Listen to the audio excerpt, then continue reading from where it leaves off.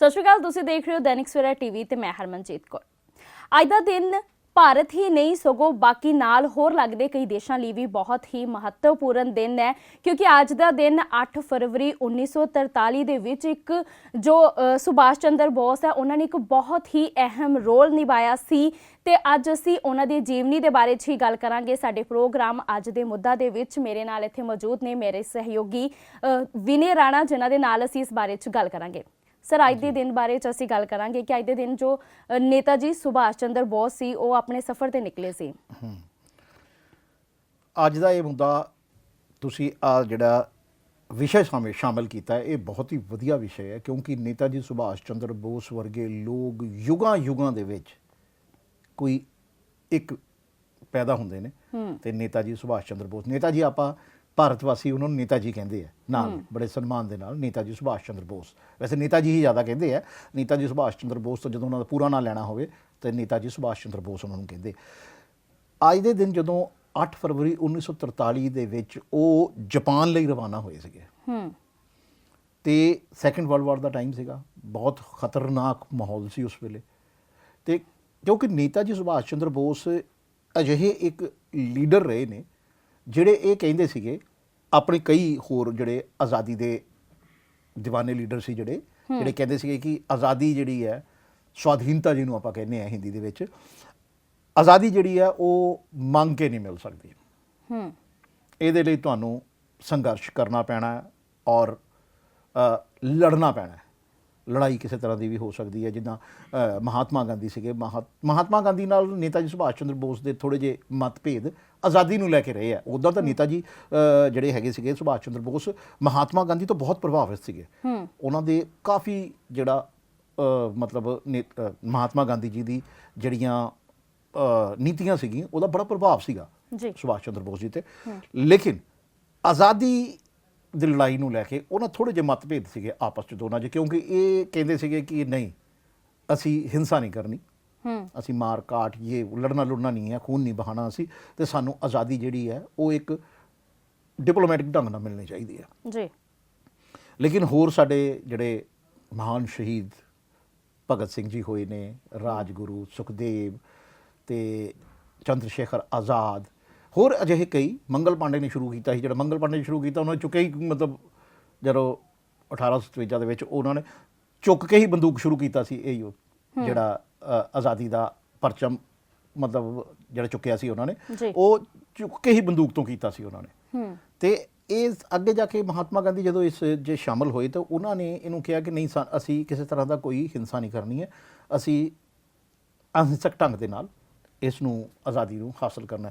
ਲੇਕਿਨ ਨੇਤਾ ਜੀ ਜਿਹੜੇ ਸੀਗੇ ਨਾ, ਨੇਤਾ ਜੀ ਸੀਗੇ ਫੌਜੀ ਟਾਈਪ ਆਦਮੀ, ਕਿਉਂਕਿ ਫੌਜ ਦੇ ਕਮਾਂਡਰ ਨੂੰ ਤੁਸੀਂ ਕਹੋ ਕਿ ਕਿਸੇ ਅੱਗੇ ਹੱਥ ਜੋੜ ਕੇ ਕਵੇ ਯਾਰ ਮੇਰੀ ਜ਼ਮੀਨ ਛੱਡ ਦੇ, ਮੇਰੇ ਦੇਸ਼ ਦੀ ਜ਼ਮੀਨ ਛੱਡ ਦੇ, ਤੇ ਉਹ ਕਦੀ ਨਹੀਂ ਕਹੂਗਾ। ਉਹ ਨਹੀਂ ਕਹੇਗਾ ਕਿ ਮੈਂ ਹੱਥ ਜੋੜ ਕੇ ਕਹੂੰਗਾ ਜੀ ਮੇਰੀ ਜ਼ਮੀਨ ਛੱਡ ਦੇਗਾ ਜੀ।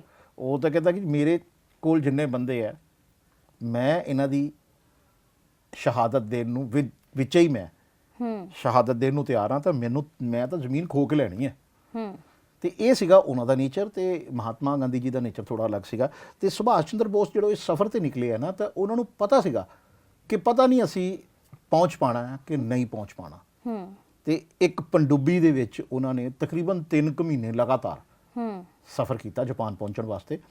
ਔਰ ਉਸ ਦੌਰਾਨ ਜਿਹੜਾ ਸਮੁੰਦਰ ਸੀਗਾ, ਸਮੁੰਦਰ ਦੇ ਵਿੱਚ ਕਈ ਥਾਵਾਂ ਤੇ, ਕਿਉਂਕਿ 3 ਮਹੀਨੇ ਦਾ ਸਮਾਂ ਬਹੁਤ ਲੰਮਾ ਸਫ਼ਰ, ਪਣਡੁੱਬੀ ਦੇ ਵਿੱਚ ਸਫ਼ਰ ਕੀਤਾ। ਪਣਡੁੱਬੀ 'ਚ ਵੀ ਇਸ ਕਰਕੇ ਕੀਤਾ ਕਿਉਂਕਿ ਜੇ ਕਿਸੇ ਜਹਾਜ਼ ਸਮੁੰਦਰੀ ਜਹਾਜ਼ ਰਾਹੀਂ ਕਰਦੇ ਜਾਂ ਕਿਸੇ ਕਿਸ਼ਤੀ ਰਾਹੀਂ ਕਰਦੇ ਤੇ ਉਹ ਸੈਕੰਡ ਵਰਲਡ ਵਾਰ ਲੱਗੀ ਹੋਈ ਸੀਗੀ, ਬੰਬਾਰੀ ਦਾ ਖਤਰਾ ਸੀਗਾ, ਤੇ ਇਹ ਹੋ ਸਕਦਾ ਸੀਗਾ ਕਿ ਉਹ ਨਾ ਪਹੁੰਚ ਪਾਉਂਦੇ। ਲੇਕਿਨ ਉਹਨਾਂ ਨੇ ਇਹ ਸਫ਼ਰ ਜਿਹੜਾ ਤੈਅ ਕੀਤਾ, 3 ਮਹੀਨੇ ਲਗਾਤਾਰ ਪਾਣੀ ਦੇ ਵਿੱਚ ਰਹਿ ਕੇ ਇਹ ਸਫ਼ਰ ਤੈਅ ਕੀਤਾ। ਔਰ ਉਹ ਜਿਹੜੀ ਪਣਡੁੱਬੀ ਸੀਗੀ, ਪਣਡੁੱਬੀ ਵੀ ਬਹੁਤ ਜਿਹੜੀ ਕਹਿ ਸਕਦੇ ਤੰਗ ਸੀਗੀ, ਛੋਟੀ ਸੀਗੀ ਬਹੁਤ। ਉਸ ਦੌਰਾਨ ਬਹੁਤ ਪੁਰਾਣੀ ਗੱਲ ਹੈ ਇਹ, ਉਹ ਟੈਕਨੋਲੋਜੀ ਇੰਨੀ ਐਡਵਾਂਸ ਨਹੀਂ ਸੀਗੀ, ਸਾਡੇ ਕੋਲ ਤਾਂ ਕੁਝ ਹੁੰਦਾ ਵੀ ਨਹੀਂ ਸੀਗਾ। ਤੇ ਉਸ ਵੇਲੇ ਜਿਹੜੀ ਵਿਦੇਸ਼ ਤੋਂ ਜਿਹੜੇ ਹਿਟਲਰ ਹੁੰਦੇ ਸੀਗੇ, ਅੱਗੇ ਆਪਾਂ ਜ਼ਿਕਰ ਕਰਾਂਗੇ, ਹਿਟਲਰ ਇੱਕ ਤਾਨਾਸ਼ਾਹ ਹੋਏ ਆ ਜਰਮਨੀ ਦੇ, ਤੁਹਾਨੂੰ ਪਤਾ ਹੀ ਹੈ, ਉਹ ਹਿਟਲਰ ਤਾਂ ਬਹੁਤ ਮਸ਼ਹੂਰ ਤਾਨਾਸ਼ਾਹ ਹੋਏ ਨੇ। ਉਹਨਾਂ ਨੇ ਇਸ ਪਣਡੁੱਬੀ ਦਾ ਜਿਹੜਾ ਨਾ ਇੰਤਜ਼ਾਮ ਕਰਕੇ ਸੁਭਾਸ਼ ਚੰਦਰ ਬੋਸ ਨੂੰ ਦਿੱਤਾ ਸੀਗਾ। ਔਰ ਉਹਨਾਂ ਦੇ ਹੀ ਜਿਹੜੇ ਕਮਾਂਡਰ ਸੀਗੇ ਉਹ ਸੁਭਾਸ਼ ਚੰਦਰ ਬੋਸ ਨੂੰ ਲੈ ਕੇ ਜਾਪਾਨ ਪਹੁੰਚਾਉਣ ਦਾ ਉਹਨਾਂ ਨੇ ਜਿਹੜਾ ਵਾਅਦਾ ਕੀਤਾ ਸੀਗਾ। ਉਹਨਾਂ ਨੇ ਹੀ ਪਣਡੁੱਬੀ ਨੂੰ ਹਰ ਉਸ ਮੁਸੀਬਤ ਤੋਂ ਬਚਾਇਆ, ਹਰ ਉਸ ਰਾਸਤੇ ਤੋਂ ਲੈ ਕੇ ਗਏ।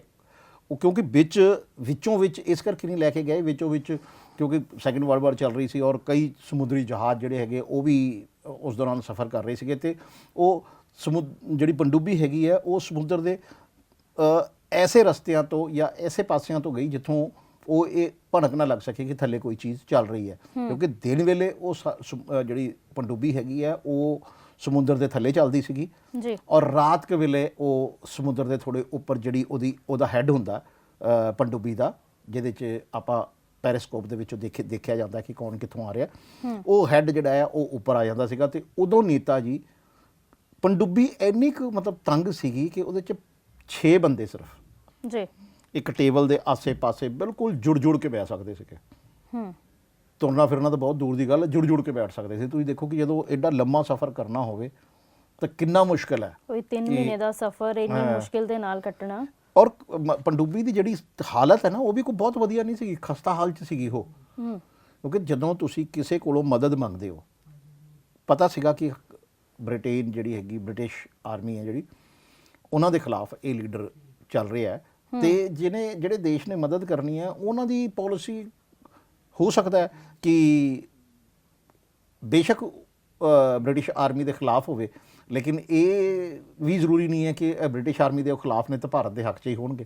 ਅਤੇ ਇਸ ਕਰਕੇ ਉਹ ਉਦੋਂ ਜਿਹੜੀ ਦਿੱਤੀ ਸੀ ਨਾ ਪਣਡੁੱਬੀ, ਉਹਨਾਂ ਨੇ ਹਿਟਲਰ ਨੇ ਪਣਡੁੱਬੀ ਜਿਹੜੀ ਨੇਤਾ ਜੀ ਸੁਭਾਸ਼ ਚੰਦਰ ਬੋਸ ਨੂੰ ਜਾਪਾਨ ਲਿਜਾਣ, ਕਿਉਂਕਿ ਉਸ ਦੌਰਾਨ ਨੇਤਾ ਜੀ ਦੇ ਨਾਲ ਇਹਨਾਂ ਦੇ ਇੱਕ ਸੈਕਟਰੀ ਹੁੰਦੇ ਸੀਗੇ, ਉਹਨਾਂ ਨੇ ਬਾਅਦ 'ਚ ਬੁੱਕ ਵੀ ਲਿਖੀ ਸੀਗੀ ਨੇਤਾ ਜੀ ਦੇ ਉੱਪਰ, ਅਤੇ ਉਹ 2 ਕਿਤਾਬਾਂ ਉਹਨਾਂ ਨੇ ਲਿਖੀਆਂ, ਵਧੀਆ ਕਿਤਾਬਾਂ ਜਿਹੜੀ ਲਿਖੀ, ਜਿਹਦੇ 'ਚ ਪੂਰੇ ਸਫ਼ਰ ਦਾ, ਕਿਉਂਕਿ ਜਿਹੜਾ ਬੰਦਾ ਜਿਸ ਨੇ ਨਾਲ ਹੰਢਾਇਆ ਉਹ ਸਾਰਾ ਕੁਝ, ਤੇ ਉਹ ਬੰਦਾ ਜ਼ਿਆਦਾ ਬੈਟਰ ਦੱਸ ਸਕਦਾ ਹੈ ਕਿ ਨੇਤਾ ਜੀ ਦੇ ਨਾਲ ਉਦੋਂ ਕੀ ਹੋਇਆ। ਇਹ ਉਸ ਕਿਤਾਬ ਤੋਂ ਹੀ ਕੁਝ ਹਵਾਲੇ ਲੈ ਕੇ ਇਹ ਇਤਿਹਾਸ ਦੇ ਵਿੱਚ ਦਰਜ ਕੀਤੀਆਂ ਚੀਜ਼ਾਂ ਨੇ, ਜਿਹੜੀਆਂ ਕਿ ਜਦੋਂ ਰਾਤ ਨੂੰ ਪਣਡੁੱਬੀ ਉੱਪਰ ਆਉਂਦੀ ਸੀਗੀ, ਸਮੁੰਦਰ ਤੋਂ ਉੱਪਰ, ਪਾਣੀ ਤੋਂ ਉੱਪਰ ਆਉਂਦੀ ਸੀਗੀ, ਤਾਂ ਉਦੋਂ ਉਹ ਥੋੜ੍ਹਾ ਜਿਹਾ ਆਪਣੀ ਕਮਰ ਸਿੱਧੀ ਕਰਨ ਵਾਸਤੇ ਉੱਪਰ ਆਉਂਦੇ ਸੀਗੇ, ਹਵਾ ਜਿਹੜੀ ਹੈਗੀ ਹੈ ਤਾਜ਼ਾ ਲੈਣ ਵਾਸਤੇ ਉੱਪਰ ਆਉਂਦੇ ਸੀਗੇ ਕੁਝ ਦੇਰ। ਫਿਰ ਜਦੋਂ ਥੋੜ੍ਹਾ ਜਿਹਾ ਦਿਨ ਚੜ੍ਹਨ ਲੱਗਦਾ ਸੀਗਾ ਜਾਂ ਇਹ ਲੱਗਦਾ ਸੀਗਾ ਕਿ ਹੁਣ ਪਣਡੁੱਬੀ ਨੇ ਅੰਦਰ ਪਾਣੀ ਦੇ ਵਿੱਚ ਜਾਣਾ, ਅਤੇ ਉਦੋਂ ਉਹ ਫਿਰ ਅੰਦਰ ਚਲੇ ਜਾਂਦੇ ਸੀ। ਜਿਵੇਂ ਕਿ ਤੁਸੀਂ ਗੱਲ ਕੀਤੀ ਹੈ ਹਿਟਲਰ ਦੀ, ਉਸ ਸਮੇਂ ਦਾ ਮਤਲਬ ਬਹੁਤ ਵੱਡਾ ਤਾਨਾਸ਼ਾਹ ਰਿਹਾ ਹੈ ਹਿਟਲਰ, ਤੇ ਕਿਵੇਂ ਦਾ ਰੋਲ ਸੀ ਇਹਦਾ ਇਸ ਪੂਰੇ ਸਫ਼ਰ ਦੇ ਵਿੱਚ? ਹਿਟਲਰ ਇੱਕ ਅਜਿਹਾ ਤਾਨਾਸ਼ਾਹ ਕਮਾਂਡਰ ਰਿਹਾ ਵਾ ਕਿ ਜਿਹਨੂੰ ਸਿਰਫ ਜਿੱਤ ਦਿਖਦੀ ਹੁੰਦੀ ਸੀਗੀ। ਬਹੁਤ ਉਹਨੂੰ ਆਪਾਂ ਇਹ ਨਹੀਂ ਕਹਿ ਸਕਦੇ ਕਿ ਉਹ ਸਰਫਰਿਆ ਲੀਡਰ ਸੀਗਾ ਜਾਂ ਸਰਫਰਿਆ ਕਮਾਂਡਰ, ਕਿਉਂਕਿ ਜਿਹੜੇ ਲੋਕ ਜੰਗ 'ਤੇ ਨਿਕਲਦੇ ਨੇ ਉਹਨਾਂ ਨੂੰ ਪਤਾ ਹੈ ਕਿ ਪਿੱਛੇ ਮੁੜਨਾ ਨਹੀਂ ਹੈਗਾ, ਅੱਗੇ ਵਧਣਾ ਅਤੇ ਮਾਰਨਾ ਹੀ ਪੈਣਾ ਹੈ, ਨਹੀਂ ਤਾਂ ਮਰ ਜਾਓ। ਹਿਟਲਰ ਜਿਹੜੇ ਤਾਨਾਸ਼ਾਹ ਸੀਗੇ ਉਹ ਇਸ ਟਾਈਪ ਦੇ ਸੀਗੇ, ਉਹਨਾਂ ਨੂੰ ਇਹ ਸੀਗਾ ਕਿ ਮੈਂ ਕਿਸੇ ਵੀ ਹਾਲ ਦੇ ਵਿੱਚ ਜਿੱਤਣਾ ਹੈ ਬਸ। ਅਤੇ ਸੈਕਿੰਡ ਵਰਲਡ ਵਾਰ ਦੇ ਵਿੱਚ ਬੜਾ ਵੱਡਾ ਰੋਲ ਰਿਹਾ ਹਿਟਲਰ ਦਾ। ਅਤੇ ਉਸ ਦੌਰਾਨ ਕਿਉਂਕਿ ਜਿਹੜੇ ਵੀ ਬਾਗੀ ਲੀਡਰ ਸੀਗੇ ਜਾਂ ਜਿਹੜੇ ਜਾਂਬਾਜ਼ ਟਾਈਪ ਲੀਡਰ ਸੀਗੇ, ਅਤੇ ਜ਼ਾਹਿਰ ਹੈ ਕਿ ਵੀ ਹਿਟਲਰ ਉਹਨਾਂ ਦੇ ਹੱਕ ਦੇ ਵਿੱਚ ਹੀ ਹੋਊਗੇ। ਅਤੇ ਜਦੋਂ ਹਿਟਲਰ ਦੀ ਪਹਿਲੀ ਵਾਰੀ ਹਿਟਲਰ ਦੇ ਨਾਲ ਸੁਭਾਸ਼ ਚੰਦਰ ਬੋਸ ਦੀ ਜਦੋਂ ਮੁਲਾਕਾਤ ਹੋਈ ਹੈ, ਇਹ 29 ਮਈ 1942 ਦੀ ਗੱਲ ਹੈ, ਅਤੇ ਉਦੋਂ ਹੀ ਸੁਭਾਸ਼ ਚੰਦਰ ਬੋਸ ਨੇ ਹਿਟਲਰ ਨੂੰ ਕਿਹਾ ਸੀਗਾ ਕਿ ਵੀ ਮੇਰੀ ਮਦਦ ਕਰੋ, ਅਤੇ ਮੈਂ ਬ੍ਰਿਟਿਸ਼ ਫੌਜ ਤੋਂ ਲੋਹਾ ਲੈਣਾ ਚਾਹੁੰਦਾ, ਅਤੇ ਮੈਂ ਉਹਨਾਂ ਨਾਲ ਲੜਨਾ ਚਾਹੁੰਦਾ, ਅਤੇ ਮੇਰੀ ਮਦਦ ਕਰੋ ਤੁਸੀਂ। ਜੇ ਫਿਰ ਉਹ ਕਿਉਂਕਿ ਇੱਕ ਵੱਡੀ ਫੌਜ ਦੇ ਕਮਾਂਡਰ ਸੀਗੇ ਹਿਟਲਰ, ਔਰ ਹਿਟਲਰ ਦੀ ਜਿਹੜੀ ਕਰੂਰਤਾ ਜਾਂ ਕਹਿ ਲਓ ਕਿ ਜਿਹੜੀ ਕਰੂਰਤਾ ਦੀ ਕਹਾਣੀਆਂ ਤਾਂ ਬਹੁਤ ਸਾਰੀਆਂ ਨੇ, ਜਿਸ ਕਰਕੇ ਹਿਟਲਰ ਕਾਫੀ ਪੋਪੂਲਰ ਹੈ। ਅਤੇ ਲੇਕਿਨ ਇਹ ਉਹਨਾਂ ਨੇ ਉਸ ਦੌਰਾਨ ਕੀ ਨੀਤੀ ਸੀ ਉਹਨਾਂ ਦੀ ਕੀ ਨਹੀਂ, ਲੇਕਿਨ ਉਹਨਾਂ ਨੇ ਸੁਭਾਸ਼ ਚੰਦਰ ਬੋਸ ਨੂੰ ਇੱਕ ਪਣਡੁੱਬੀ ਦਾ ਇੰਤਜ਼ਾਮ ਕਰਕੇ ਦਿੱਤਾ, ਬਕਾਇਦਾ ਇੱਕ ਕਮਾਂਡਰ ਜਿਹੜਾ ਹੈਗਾ ਕੈਪਟਨ ਦਿੱਤਾ, ਜਿਹੜਾ ਉਸ ਪਣਡੁੱਬੀ ਨੂੰ ਲੈ ਕੇ ਗਿਆ। ਟੀਮ ਬਕਾਇਦਾ ਸੀਗੀ, ਅਤੇ 6 ਬੰਦੇ ਬੈਠਣ ਦੀ ਉਹ ਉਹਦੇ ਵਿੱਚ ਜਗ੍ਹਾ ਸੀਗੀ, ਇੱਕ ਟੇਬਲ ਲੱਗਾ ਹੋਇਆ ਸੀ, ਔਰ ਥੋੜ੍ਹੀ ਜਿਹੀ ਤੰਗ ਸੀਗੀ। ਜਦੋਂ ਇਹਦੇ 'ਚ ਨਾ ਇੱਕ ਕਿਤਾਬ ਦੇ ਵਿੱਚ ਜਿਹੜੇ ਉਹਨਾਂ ਦੇ ਹੈਗੇ ਆ ਨੇਤਾ ਜੀ ਸੁਭਾਸ਼ ਚੰਦਰ ਬੋਸ ਦੇ ਜਿਹੜੇ ਸੈਕਟਰੀ ਹੈਗੇ ਨਾ, ਉਹਨਾਂ ਨੇ ਇੱਕ ਕਿਤਾਬ ਲਿਖੀ ਹੈ।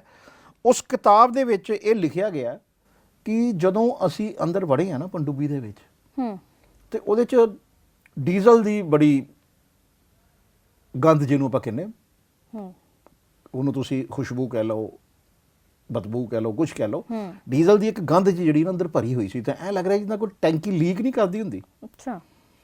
ਇਸ ਟਾਈਪ ਦੀ, ਕਿਉਂਕਿ ਜਦੋਂ ਕੋਈ ਐਡੀ ਹੈਵੀ ਮਸ਼ੀਨਰੀ ਹੋਵੇ ਉਹਦੇ ਵਿੱਚ ਡੀਜ਼ਲ ਦਾ ਜ਼ਰੂਰੀ ਨਹੀਂ ਕਿ ਉਹ ਟੈਂਕੀ ਦੇ ਵਿੱਚ ਹੀ ਡੀਜ਼ਲ ਭਰਿਆ ਹੋਵੇ। ਉਹਦੇ 'ਚ ਕਈ ਕਲ ਪੁਰਜੇ ਜਿਹੜੇ ਇੱਦਾਂ ਦੇ ਹੈਗੇ ਜਿਹੜੇ ਰਮਾ ਕਰਨ ਵਾਸਤੇ ਉਹ 'ਚੋਂ ਡੀਜ਼ਲ ਚੋਂਦਾ ਹੋਵੇ, ਜਾਂ ਡੀਜ਼ਲ ਦੇ ਵਿੱਚੋਂ ਹੈ ਨਾ, ਜਾਂ ਚਾਹੇ ਕਾਲਾ ਤੇਲ ਹੋਵੇ, ਕੁਝ ਵੀ ਹੋਵੇ, ਔਰ ਮੋਬਲਾਈਲ ਹੋਵੇ, ਅਤੇ ਉਹ ਕਹਿੰਦਾ ਕਿ ਇੰਨਾ ਕੁ ਮਤਲਬ ਘੁਟਨ ਸੀਗੀ ਅੰਦਰ ਉਸ ਗੰਧ ਕਰਕੇ, ਡੀਜ਼ਲ ਦੀ ਗੰਧ ਕਰਕੇ, ਕਿ ਬਹਿਣਾ ਬੜਾ ਮੁਸ਼ਕਿਲ ਸੀਗਾ। ਤੁਸੀਂ ਦੇਖੋ ਇਸ ਦੇ ਬਾਵਜੂਦ ਉਹ ਇੰਨੇ ਦਿਨ, ਤਕਰੀਬਨ 3 ਮਹੀਨੇ ਉਸੇ ਪਣਡੁੱਬੀ 'ਚ ਰਹੇ ਨੇ। ਦੇਖੋ ਤੁਸੀਂ ਕਿ ਉਸ ਪਣਡੁੱਬੀ 'ਚ ਰਹਿ ਕੇ ਉਹਨਾਂ ਨੇ ਇੱਕ ਲੰਮਾ ਸਫ਼ਰ ਤੈਅ ਕੀਤਾ, ਪੂਰਾ ਦਿਨ ਵਿੱਚ ਰਹਿਣਾ, ਠੀਕ ਹੈ। ਔਰ ਖਾਣ ਨੂੰ ਵੀ ਜਿਹੜਾ ਸੀਗਾ, ਉਹ ਜਿਹੜਾ ਆਮ ਸੁੱਕਿਆ ਖਾਣਾ ਨਹੀਂ ਹੁੰਦਾ, ਜਿਹੜਾ ਸੁੱਕਿਆ ਡੱਬਾ ਪੈਕ ਰੱਖ ਲੈਂਦੇ ਆ ਸੁਕਾ ਕੇ, ਜਿਹੜੀ ਚੀਜ਼ਾਂ ਜਿਹਨੂੰ ਆਪਾਂ ਹਾਰਡ ਮਾਸ ਕਹਿ ਦਿੰਦੇ ਆ, ਹੱਡੀ ਹਾਰਡ ਮਾਸ ਮਤਲਬ ਸਖਤ ਮਾਸ ਨੂੰ ਸੁਕਾ ਕੇ ਜਿੱਦਾਂ ਡੱਬਿਆਂ ਦੇ ਵਿੱਚ ਪੈਕ ਕਰਕੇ ਰੱਖ ਲਿਆ ਜਾਂਦਾ, ਤਾਂ ਕਿ ਉਹ ਖਰਾਬ ਨਾ ਹੋਣ, ਅਤੇ ਉਹ ਖਾਦੇ। ਇਸ ਟਾਈਪ ਦਾ ਮਤਲਬ ਉਹਦੇ 'ਚ ਖਾਣਾ ਔਰ ਸਫ਼ਰ ਕਰਨਾ, ਤੰਗ ਬੈਠ ਕੇ ਸਫ਼ਰ ਕਰਨਾ, ਖਾਣਾ ਵੀ ਬੜੀ, ਯਾਨੀ ਇੱਕ ਜਨੂਨ ਜਿਹੜਾ ਕਿਹਾ ਜਾ ਸਕਦਾ। ਇੱਥੋਂ ਤੋਂ ਤੁਹਾਨੂੰ ਅੰਦਾਜ਼ਾ ਲੱਗ ਸਕਦਾ ਕਿ ਨੇਤਾ ਜੀ ਸੁਭਾਸ਼ ਚੰਦਰ ਬੋਸ ਦੇਸ਼ ਦੀ ਆਜ਼ਾਦੀ ਨੂੰ ਲੈ ਕੇ ਕਿਸ ਹੱਦ ਤੱਕ ਜਾ ਸਕਦੇ ਸੀਗੇ, ਕਿ ਉਹਨਾਂ ਨੇ ਜਾਪਾਨ ਤੱਕ ਜਾਣ ਦਾ ਇੰਤਜ਼ਾਮ ਜਿਸ ਪਣਡੁੱਬੀ ਨਾਲ ਹੋਇਆ, ਉਸ ਪਣਡੁੱਬੀ 'ਚ ਜਿੰਨੀ ਮਰਜ਼ੀ ਮੁਸੀਬਤਾਂ ਸੀਗੀਆਂ, ਇਸ ਦੇ ਬਾਵਜੂਦ ਉਹਨਾਂ ਨੇ ਉਹ ਸਫ਼ਰ ਕਰਨਾ ਮਨਜ਼ੂਰ ਕੀਤਾ, ਔਰ ਬਕਾਇਦਾ ਸਫ਼ਰ ਕੀਤਾ ਵੀ। ਇਸ ਬਾਰੇ 'ਚ ਗੱਲ ਕਰ ਲੈਂਦੇ ਹਾਂ ਕਿ ਜਿੱਦਾਂ ਇੱਕ ਪਾਸੇ ਅੰਗਰੇਜ਼ ਫੌਜ ਹਰ ਟਾਈਮ ਜਾਣ ਦਾ ਖਤਰਾ, ਦੂਜੇ ਪਾਸੇ ਜੋ ਸਮੁੰਦਰ ਦੇ ਵਿੱਚ ਦਿਨ ਰਾਤ ਰਹਿ ਰਹੇ ਸੀ, ਤੇ ਕਿੰਨਾ ਕੁ ਖਤਰਨਾਕ ਸਫ਼ਰ ਸੀ, ਇਸ ਦੇ ਬਾਰੇ 'ਚ ਥੋੜਾ ਗੱਲ ਕਰਦੇ ਹਾਂ। ਜਦੋਂ ਉਹ ਨੇਤਾ ਜੀ ਸੁਭਾਸ਼ ਚੰਦਰ ਬੋਸ ਜਦੋਂ ਸਫ਼ਰ 'ਤੇ ਨਿਕਲੇ ਆ ਨਾ, ਉਦੋਂ ਜਿਹੜੀ ਬ੍ਰਿਟਿਸ਼ ਨੇਵੀ ਸੀਗੀ, ਉਹਦਾ ਤਕਰੀਬਨ ਸਮੁੰਦਰ ਦੇ ਉੱਪਰ ਰਾਜ ਕਹਿ ਸਕਦੇ ਹਾਂ, ਔਰ ਖਾਸ ਕਰ ਉਹਨਾਂ ਰਸਤਿਆਂ 'ਤੇ ਰਾਜ ਸੀਗਾ ਜਿਹੜੇ ਰਸਤਿਆਂ ਤੋਂ ਇਹਨਾਂ ਨੇ ਨਿਕਲ ਕੇ ਜਾਣਾ ਸੀਗਾ। ਜ਼ਾਹਿਰ ਹੈ ਕਿ ਜਦੋਂ ਇੱਕ ਰਾਇਲ ਨੇਵੀ ਜਿਹਨੂੰ ਆਪਾਂ ਕਹਿੰਦੇ ਸੀ ਉਸ ਵੇਲੇ, ਰਾਇਲ ਨੇਵੀ ਦਾ ਰਾਜ ਹੈ, ਸਾਰੇ ਉਹਨਾਂ ਕੋਲ ਹਥਿਆਰ ਨੇ, ਦੂਰ ਤੱਕ ਮਾਰ ਕਰਨ ਵਾਲੀਆਂ ਉਹਨਾਂ ਕੋਲ ਬੰਦੂਕਾਂ ਨੇ, ਔਰ ਸਭ ਕੁਝ ਉਸ ਜ਼ਮਾਨੇ ਦੇ ਵਿੱਚ। ਅਤੇ ਇੱਕ ਉਹ ਦੇਸ਼ ਜਿਹੜਾ ਅੱਜ ਆਪਣੀ ਆਜ਼ਾਦੀ ਵਾਸਤੇ ਸੰਘਰਸ਼ ਕਰ ਰਿਹਾ, ਅਤੇ ਉਹਦੇ ਲੀਡਰ ਨੂੰ ਜਦੋਂ ਜਾਪਾਨ ਪਹੁੰਚਣਾ ਹੈ, ਅਤੇ ਇਸ ਗੱਲ ਦਾ ਖਾਸ ਖਿਆਲ ਰੱਖਣਾ ਪਿਆ ਕਿ ਮੈਂ ਕਿਸੇ ਤਰ੍ਹਾਂ ਪਹੁੰਚ ਜਾਵਾਂ, ਕਿਉਂਕਿ ਉਹਨੂੰ ਪਤਾ ਸੀਗਾ ਕਿ ਜੇ ਮੈਨੂੰ ਕੁਝ ਹੋ ਜਾਂਦਾ ਤੇ ਇਹ ਮੇਰਾ ਸਫ਼ਰ ਹੀ ਸਿਰਫ ਖਤਮ ਨਹੀਂ ਹੋਏਗਾ, ਬਲਕਿ ਜਿਹੜੀ ਸਾਡੀ ਆਜ਼ਾਦੀ ਦੀ ਇੱਕ ਡੈਡਲਾਈਨ ਹੈ ਉਹ ਹੋਰ ਦੂਰ ਚਲੀ ਜਾਏਗੀ। ਇਹ ਬਹੁਤ ਸਾਰੀਆਂ ਚੀਜ਼ਾਂ ਨੇਤਾ ਜੀ ਸੁਭਾਸ਼ ਚੰਦਰ ਬੋਸ ਦੇ ਨਾਲ ਜੁੜੀਆਂ ਹੋਈਆਂ, ਔਰ ਨੇਤਾ ਜੀ ਸੁਭਾਸ਼ ਚੰਦਰ ਬੋਸ ਤੁਸੀਂ ਦੇਖਿਆ ਹੋਣਾ ਕਿ ਅੱਜ ਤੱਕ ਨੇਤਾ ਜੀ ਸੁਭਾਸ਼ ਚੰਦਰ ਬੋਸ ਦੀਆਂ ਜਿੰਨੀਆਂ ਤਸਵੀਰਾਂ ਤੁਸੀਂ ਦੇਖੀਆਂ ਹੋਣੀਆਂ, ਸਾਰੀ ਇੱਕ ਫੌਜੀ ਵਰਦੀ ਦੇ ਵਿੱਚ ਆ, ਉਸ ਤਰ੍ਹਾਂ ਦੀ ਇੱਕ ਟੋਪੀ ਲਗਾਈ ਹੋਈ, ਔਰ ਪੂਰਾ ਐਨ ਯੂਨੀਫਾਰਮ ਪਾਇਆ, ਕਿਉਂਕਿ ਆਜ਼ਾਦ ਹਿੰਦ ਫੌਜ ਬਣਾਉਣ ਵਾਲੇ ਉਹ ਇਕੱਲੇ ਨੇਤਾ ਸੀਗੇ ਜਿਨ੍ਹਾਂ ਨੇ ਆਜ਼ਾਦ ਹਿੰਦ ਫੌਜ ਬਣਾਈ ਸੀਗੀ। ਆਜ਼ਾਦ ਹਿੰਦ ਫੌਜ ਹੀ ਨਹੀਂ ਬਣਾਈ ਸੀ, ਬਲਕਿ ਉਹਨਾਂ ਨੇ ਇੱਕ ਆਜ਼ਾਦ ਹਿੰਦ ਸਰਕਾਰ ਵੀ ਬਣਾਈ ਸੀਗੀ। ਉਸ ਸਰਕਾਰ ਦੇ ਵਿੱਚ ਬਕਾਇਦਾ ਉਹ ਖੁਦ ਪ੍ਰਧਾਨ ਮੰਤਰੀ ਸੀ। ਜੇ ਆਪਾਂ ਕਹੀਏ ਕਿ ਆਜ਼ਾਦ ਭਾਰਤ ਦਾ ਪਹਿਲੇ ਪ੍ਰਧਾਨ ਮੰਤਰੀ ਕੌਣ ਹੈ, ਤਾਂ ਦੇਖਿਆ ਜਾਵੇ ਨੇਤਾ ਜੀ ਸੁਭਾਸ਼ ਚੰਦਰ ਬੋਸ ਨੇ। ਨੇਤਾ ਜੀ ਸੁਭਾਸ਼ ਚੰਦਰ ਬੋਸ ਨੇ, ਕਿਉਂਕਿ ਉਹਨਾਂ ਨੇ ਆਜ਼ਾਦ ਹਿੰਦ ਫੌਜ ਬਣਾਈ, ਬਕਾਇਦਾ ਆਜ਼ਾਦ ਹਿੰਦ ਸਰਕਾਰ ਬਣਾਈ, ਉਹਦੇ 'ਚ ਕੈਬਨਿਟ ਮੰਤਰੀ ਬਣਾਏ ਕਈ, ਆਪ ਉਹ ਪ੍ਰਧਾਨ ਮੰਤਰੀ ਸੀਗੇ ਔਰ ਕਮਾਂਡਰ ਸੀਗੇ ਫੌਜ ਦੇ, ਤੇ ਗ੍ਰਹਿ ਵਿਭਾਗ ਵਗੈਰਾ ਸਭ ਕੁਝ ਉਹਨਾਂ ਨੇ ਆਪਣੇ ਕੋਲ ਰੱਖਿਆ ਹੋਇਆ ਸੀ, ਕਿਉਂਕਿ ਕਮਾਂਡਰ ਉਹੀ ਸੀਗੇ। ਤੇ ਨੇਤਾ ਜੀ ਨੇ ਇਹ ਬਹੁਤ ਸਾਰੀਆਂ ਐਸੀ ਮਿਸਾਲਾਂ ਕਾਇਮ ਕੀਤੀਆਂ ਦੇਸ਼ ਦੇ ਵਾਸਤੇ ਜਿਹੜੀਆਂ ਕਿਤੇ ਹੋਰ ਨਹੀਂ ਮਿਲ ਸਕਦੀਆਂ। ਜੈ ਹਿੰਦ ਦਾ ਨਾਰਾ ਜਿਹੜਾ ਆ ਉਹ ਵੀ ਨੇਤਾ ਜੀ ਸੁਭਾਸ਼ ਚੰਦਰ ਬੋਸ ਦਾ ਦਿੱਤਾ ਹੋਇਆ। ਦੇਖੋ ਅੱਜ ਜੈ ਹਿੰਦ ਕਿੰਨਾ ਮਸ਼ਹੂਰ ਹੈ, ਬਹੁਤ ਜ਼ਿਆਦਾ। ਆਪਾਂ ਜਦੋਂ ਵੀ ਤੁਸੀਂ ਸਿਰਫ ਆਰਮੀ ਮੈਨ ਹੀ ਨਹੀਂ, ਆਮ ਜਿਹੜੇ ਕਈ ਲੋਕ ਹੈਗੇ ਆ ਮਿਲਦੇ ਆ, ਈਵਨ ਕਿ ਮੈਂ ਖੁਦ ਜਦੋਂ ਕਿਸੇ ਆਪਣੇ ਐਸੇ ਦੋਸਤ ਨੂੰ ਮਿਲਦਾ ਜਿਹੜਾ ਮੇਰੇ ਹੀ ਨੇਚਰ ਦਾ ਹੈ, ਤੇ ਆਪਾਂ ਨੂੰ ਜੈ ਹਿੰਦ ਕਹਿੰਦੇ ਆ। ਤੇ ਔਰ ਫੌਜ ਦਾ ਇਹ ਜੈ ਹਿੰਦ ਮਤਲਬ ਬਹੁਤ ਪ੍ਰਚਲਿਤ ਵਰਡ ਹੈ ਨਾ, ਕਿ ਜੈ ਹਿੰਦ, ਇਹ ਨਾਰਾ ਵੀ ਉਹਨਾਂ ਦਾ ਹੀ ਦਿੱਤਾ ਹੋਇਆ। ਤੇ ਰਾਸ਼ਟਰਪਿਤਾ ਮਹਾਤਮਾ ਗਾਂਧੀ ਪਹਿਲੀ ਵਾਰੀ ਸੁਭਾਸ਼ ਚੰਦਰ ਬੋਸ ਨੇ ਕਿਹਾ ਸੀਗਾ। ਮਹਾਤਮਾ ਗਾਂਧੀ ਨੂੰ ਰਾਸ਼ਟਰਪਿਤਾ ਦੀ ਉਪਾਧੀ ਦੇਣ ਵਾਲੇ ਇੱਕ ਤਰ੍ਹਾਂ ਦੇ ਜਾਂ ਸੰਬੋਧਨ ਕਰਨ ਵਾਲੇ ਨੇਤਾ ਜੀ ਸੁਭਾਸ਼ ਚੰਦਰ ਬੋਸ ਹੀ ਸੀਗੇ।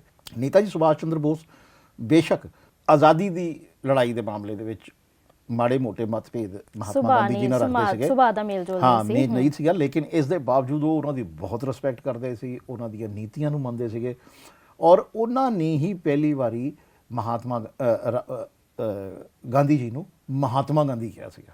ਮਹਾਤਮਾ ਉਹਨਾਂ ਨੇ ਸ਼ਬਦ ਲਾਇਆ ਉਹਨਾਂ ਦੇ ਨਾਲ, ਤੇ ਅੱਜ ਵੀ ਆਪਾਂ ਰਾਸ਼ਟਰਪਿਤਾ ਰਾਸ਼ਟਰਪਿਤਾ ਕਿਹਾ ਸੀ ਉਹਨਾਂ ਨੇ ਪਹਿਲੀ ਵਾਰੀ। ਰਾਸ਼ਟਰਪਿਤਾ ਕਹਿਣ ਵਾਲੇ ਸੁਭਾਸ਼ ਚੰਦਰ ਬੋਸ ਸੀਗੇ ਪਹਿਲੀ ਵਾਰੀ ਜਿਨ੍ਹਾਂ ਨੇ ਉਹਨਾਂ ਨੂੰ ਰਾਸ਼ਟਰਪਿਤਾ ਕਿਹਾ ਸੀਗਾ। ਤੇ ਰਾਸ਼ਟਰਪਿਤਾ ਕਹਿ ਕੇ ਹੀ ਉਹਨਾਂ ਨੇ ਜਦੋਂ ਵੀ ਉਹਨਾਂ ਦਾ ਰੇਡੀਓ ਤੇ ਕੋਈ ਭਾਸ਼ਣ ਹੁੰਦਾ ਸੀਗਾ ਉਹ 'ਚ ਵੀ ਉਹ ਰਾਸ਼ਟਰਪਿਤਾ ਹੀ ਕਹਿੰਦੇ ਸੀ ਉਹਨਾਂ ਨੂੰ। ਤੇ ਯਾਨੀ ਰਾਸ਼ਟਰਪਿਤਾ ਦਾ ਜਿਹੜਾ ਸੰਬੋਧਨ ਜਾਂ ਰਾਸ਼ਟਰਪਿਤਾ ਦੀ ਉਪਾਧੀ, ਰਾਸ਼ਟਰਪਿਤਾ ਦੀ ਸ਼ਬਦ ਜਿਹੜਾ ਲਾਇਆ ਨਾਲ, ਉਹ ਸੁਭਾਸ਼ ਚੰਦਰ ਬੋਸ ਨੇ ਲਾਇਆ ਸੀਗਾ ਮਹਾਤਮਾ ਗਾਂਧੀ ਜੀ ਦੇ। ਸਰ ਮੈਂ ਪੁੱਛਣਾ ਚਾਹਾਂਗੀ ਵੀ ਜਿੱਦਾਂ ਨੇਤਾ ਜੀ ਜਦੋਂ ਇਸ ਸਫ਼ਰ ਤੇ ਨਿਕਲੇ ਆਪਣੇ ਸਾਥੀਆਂ ਦੇ ਨਾਲ, 3 ਮਹੀਨੇ ਦਾ ਸਫ਼ਰ ਸੀ, ਅੰਦਰ ਤਾਂ ਉਹ ਮੁਸ਼ਕਿਲਾਂ ਦਾ ਸਾਹਮਣਾ ਕਰਦੇ ਪਏ ਸੀ ਤੇ ਉਹਨਾਂ ਨੂੰ ਹੋਰ ਵੀ ਤਾਂ ਬਹੁਤ ਸਾਰੀਆਂ ਦਿੱਕਤਾਂ ਦਾ ਸਾਹਮਣਾ ਕਰਨਾ ਪਿਆ ਹੋਵੇਗਾ।